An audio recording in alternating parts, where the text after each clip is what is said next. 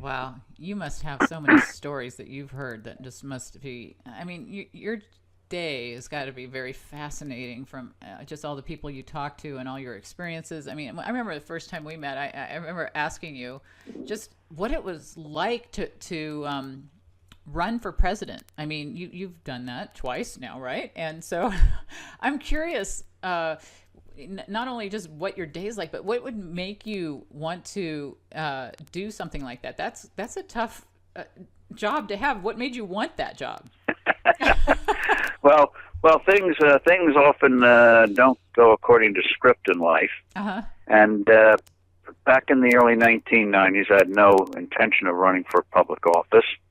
And at the time, I was heading up an organization called Empower America, which was a reform organization founded by Jack Kemp, Gene Kirkpatrick, Bill Bennett, to be sort of a think tank, come up with policies, pro-growth, Reaganist kind of economic policies and foreign policies.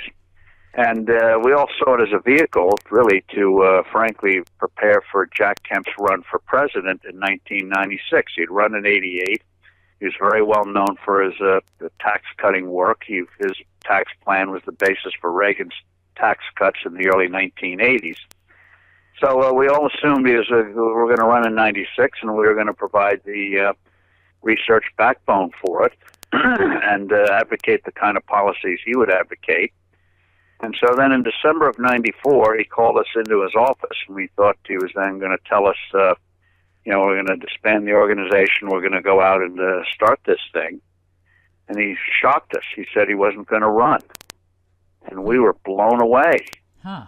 And so I looked around for a pro-growth, Reagan, Kemp-like candidate. Optimistic, didn't find any. And so I thought, well, instead of complaining about it, do it yourself.